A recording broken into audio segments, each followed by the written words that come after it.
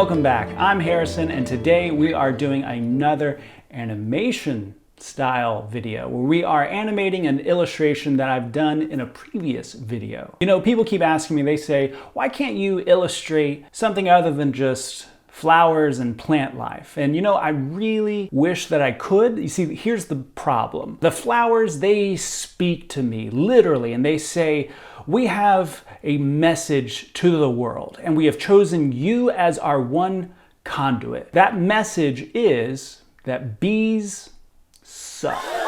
I'm gonna pincushion this guy. I don't get it either, but regardless, let's go ahead and hop into the process and discover how this illustration is going to get animated and come to life. Okay, starting off, I'm lowering the opacity of my lines because I'm about to do what is the best thing to do as an artist, and that is just tracing. You know what I mean? Yeah, tracing's underrated. Frankly, when you were 2 years old and you were just tracing what you saw, you know, it was cute then, and as you get a little bit older, especially as an artist, people look down on tracing. But I gotta tell you what, there's nothing better than getting a little piece of vellum-y, soft, transparent paper and laying it over your favorite Dragon Ball Z character and pretty much ripping off Goku to make him look like you. But, you know, isn't that what art's for anyways? You know what I mean? If I'd like to meet the one person who says they haven't made their own version of Dragon Ball Z character that was a blend between Vegeta and Goku that made them look just like them. But regardless, I think we're getting too much into my personal life. Let's just let's stick to the artwork. So for this piece, I am just tracing the lines. This process is just a copy paste from all the other animation videos I've done, which is why I'm adding a little bit of spice to it, with giving you the spice of my life, you know what I mean? My love for anime, for Dragon Ball Z as a kid. I hope that makes it worth whatever it is you're paying to watch this video. And by paying, I mean in time, because you know that whole saying. But regardless, I am tracing upwards these lines and just getting them to look like the draft, look like the reference. So without wasting too much time, let's just hop back into the video and enjoy the music.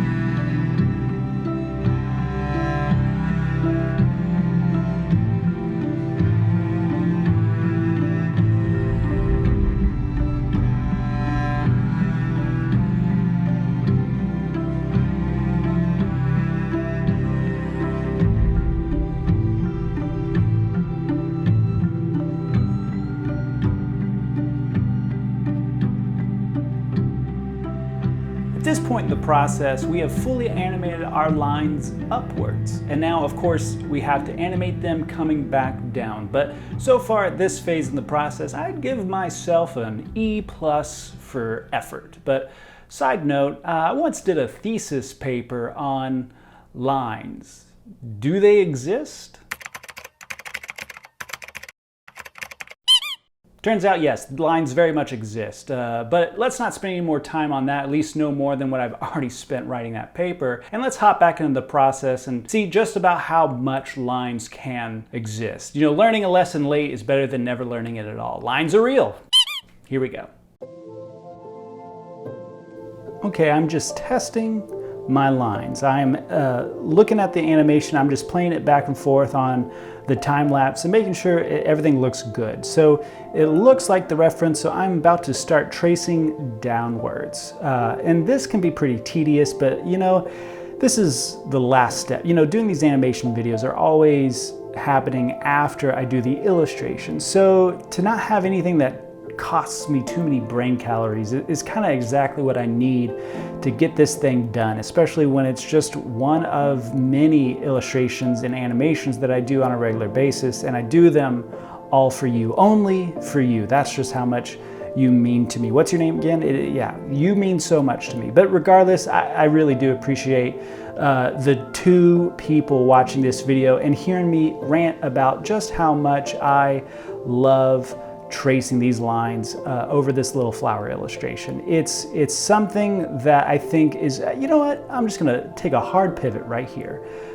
Doing this kind of work, it feels monotonous, it looks pretty tedious. You know, I hope it's entertaining, but regardless, this kind of stuff fully represents the part of something beautiful that is a little less attractive. It's the tediousness of it. I'm not trying to get too heavy on you, but I think there's just as much joy in the tedious ugliness that is required to make something beautiful. That's enough headiness for me, so let's go ahead and listen to the music and just enjoy this come to life.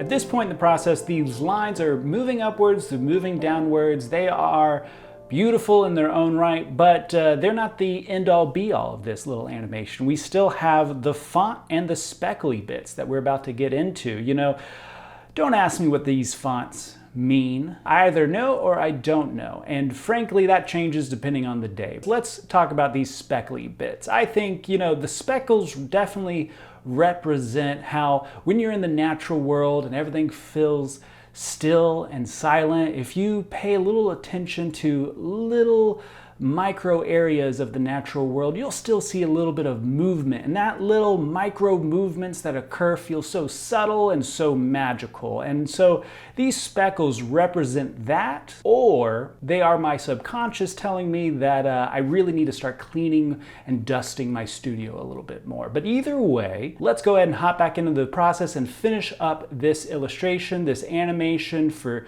your own entertainment. Let's do it. Okay, so I'm starting on these fonts right now, and you know, not every piece that I illustrate gets animated, and not every animated piece comes with these kind of abstract, natural looking fonts. So it's very much a trial and error, and with this piece, you know, I'm trying to figure out, do I want my fonts to come in 2 frames or in 3? I've been mixing it up, but I still don't have a lot of practice with animating these fonts, and with that, I still feel like for this piece, the fonts are coming in a little too fast when I see it in the finished bit, but I'm not trying to be too precious at this phase. And you know, I'm just thankful that I'm getting to find those nooks and crannies of animation that a lot of illustrators don't get the luxury or time to discover and to educate themselves about. I think this is the perfect metaphor for that linebacker who is taking ballerina classes to make them a better football player. But you know, I think it certainly doesn't hurt any illustrator to learn how to illustrate, especially since it's so built into Procreate. I think only fun can happen and only good things can come from learning how to do weird stuff as I'm doing here now. So let's just relax and keep watching the weird come out and enjoy the music.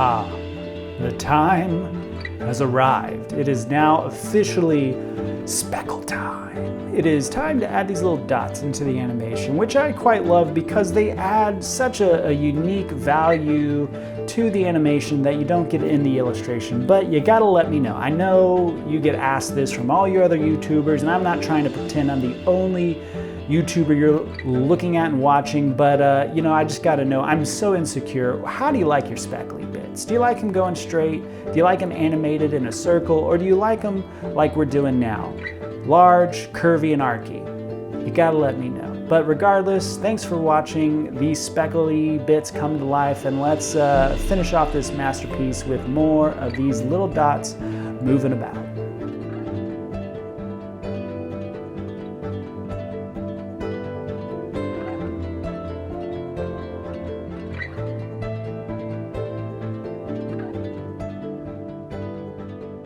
You know, I think we're finished. I think this video, yeah, we've got a little bit of an animation happening here. You know, I really liked this illustration. This was a special one, and getting to animate it was just closing the book on finishing up maybe one of my favorite pieces that I've done. I know we're not supposed to have favorites, but you know, this piece might be the biggest baby bird in the nest, if you know what I mean, which I hope you do, because you know, I don't even know what that means. You gotta tell me what does that mean? But regardless, thanks for watching, and I will see you in the next video.